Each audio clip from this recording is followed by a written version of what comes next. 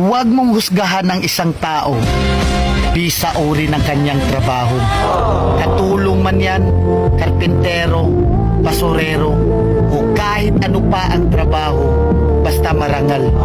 Dahil hindi naman batayan ang trabaho para respetuhin mo ang isang tao.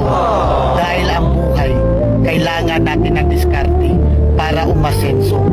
Aanin mo ang diploma kung wala kang respeto sa kapwa.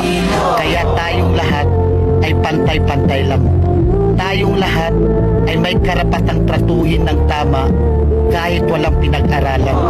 Tandaan natin, kahit ano pang kurso ang natapos mo, kahit ano pang diploma ang hawak mo, kahit mayaman o mahirap ka lang, lahat tayo kapag namatay, iisa lang ang titulong diplomang nakaukit sa lapida natin.